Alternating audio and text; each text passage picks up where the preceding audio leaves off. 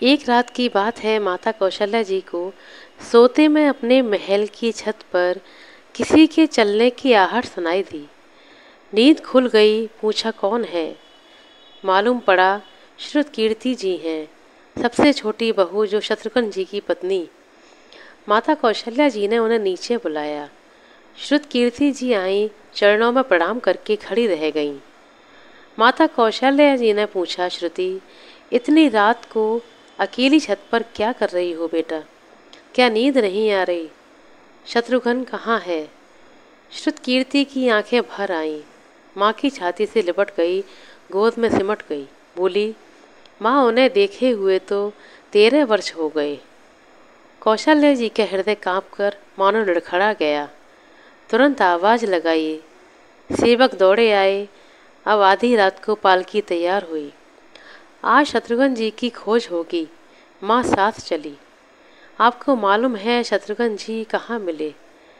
नगरी अयोध्या जी के जिस दरवाजे के बाहर भरत जी नंदीग्राम में तपस्वी होकर रहते हैं, उसी दरवाजे के भीतर एक पत्थर की शिला है।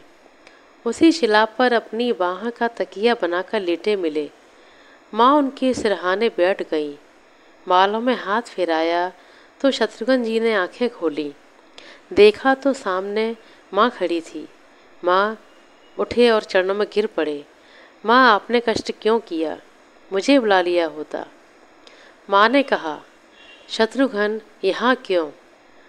शत्रुघ्न जी रो पड़े। बोले, माँ, भैया राम जी पिताजी की आज्ञा से वन चले गए।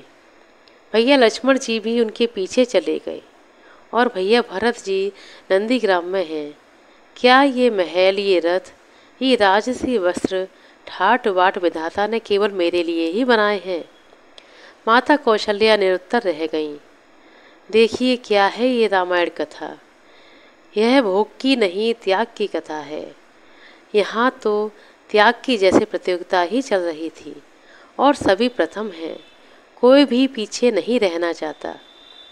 चारों भाइयों का प्रेम और त्याग एक दूसरे के प्रति अद्भुत है, अभिनव है, अलौकिक है।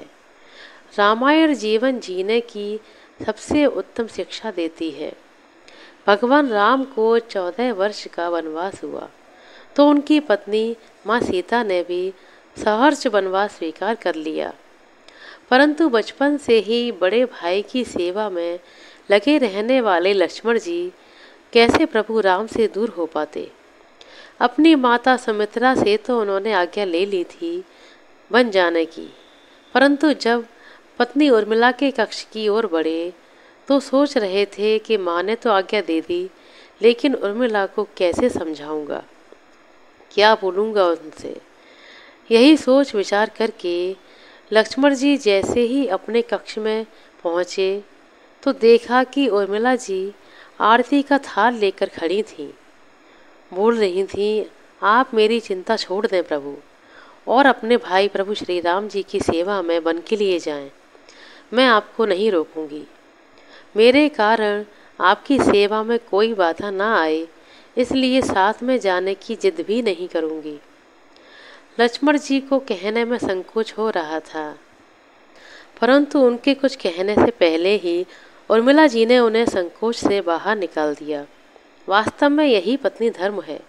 पति संकोच में पड़े उससे पहले ही पत्नी उसके मन की बात जानकर उसे संकोच से बाहर कर दे। लक्ष्मण जी चले गए, परंतु 14 वर्ष तक उर्मिला ने एक तपस्विनी की भांति कठोर तप किया। वन में प्रभु श्री राम माता सीता की सेवा में लक्ष्मण जी कभी सोए ही नहीं, परंतु उर्मिला ने भी अपने महलों के द्वार कभी बंद नहीं किए और सारी रात जागकर उस दीपक की लौ को बुझने नहीं दिया। मेघनाथ से युद्ध करते जब लक्ष्मण जी को शक्ति लग जाती है और हनुमान जी उनके लिए संजीवनी पर्वत लेकर लौट रहे थे, तो बीच रास्ते में जब हनुमान जी अयोध्या के ऊपर से गुजर रहे थे तो भरत जी ने उन्हें राक्षस समझकर बाण मारा और हनुमान जी गिर गए। तब हनुमान जी भरत जी को सारा वृतांत सुनाते हैं कि सीता जी को रावण अपहरण कर ले गया। युद्ध में लक्ष्मण जी मूर्छित हो गए हैं। यह सुनते ही कौशल्या जी कहती हैं कि राम को कहना कि लक्ष्मण के बिना अयोध्या में पैर भी मत रखना, तब तक राम वन में ही रहें। लक्ष्मण की माताजी सुमित्रा कहती हैं कि राम से कहना कोई बात नहीं, अभी शत्रुघ्न है मेरे पास, मैं उसे वहाँ भिजवा दूंगी।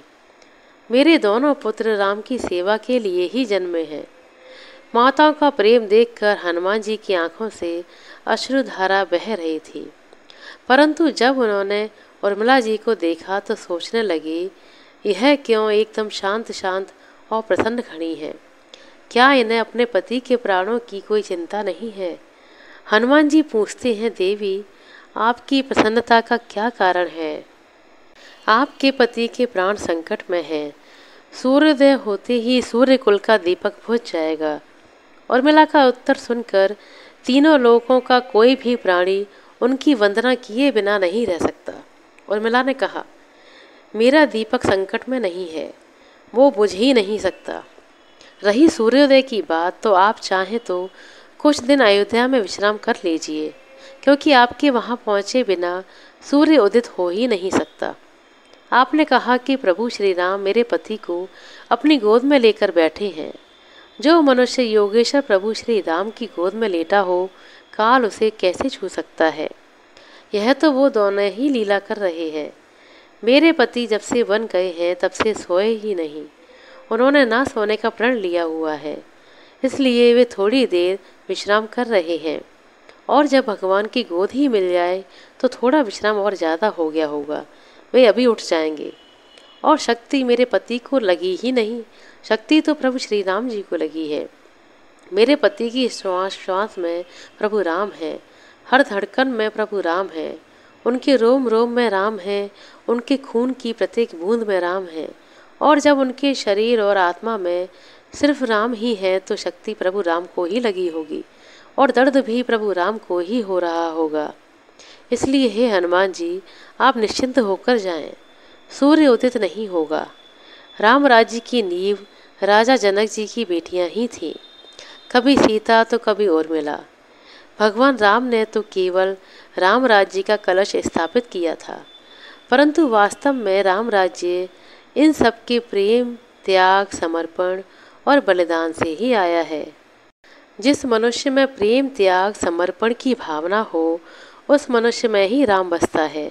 कभी समय मिले तो अपने वेद, पुराण, गीता, रामायण को पढ़ने और समझने का प्रयास कीजिएगा। जीवन को एक अलग ही नज़रिए से देखने और जीने का सलीका आ जाएगा। लक्ष्मण सा भाई हो, कौशल्या सी माई हो, स्वामी तुम जैसा मेरा रघुराई हो। नगरी हो अयोध्या सी, रघुकुल सा घराना हो, और चरण हो राघव की, जहाँ मेरा ठिकाना हो त्याग भरत जैसा, सीता सी नारी हो, लवकुश के जैसी संतान हमारी हो। श्रद्धा हो श्रवण जैसी, शबरी सी भक्ति हो, हनुमंत के जैसी निष्ठा, समर्पण और शक्ति हो। ये रामायण है, और ये रामायण है पुण्य कथा प्रभु श्री राम की। बोलिए जय श्री राम। आशा करते हैं दोस्तों आपको हमारे द्वारा सुनाया गया यह प्रसंग अच्छा लगा होगा। प्रसंग अच्छा लगा हो तो कृपया लाइक कर दें, शेयर कर दें। चैनल पर नए हैं तो सब्सक्राइब कर लें। अपना कीमती समय देने के लिए बहुत बहुत धन्यवाद। मिलते हैं अगले वीडियो में, तब तक के लिए नमस्कार।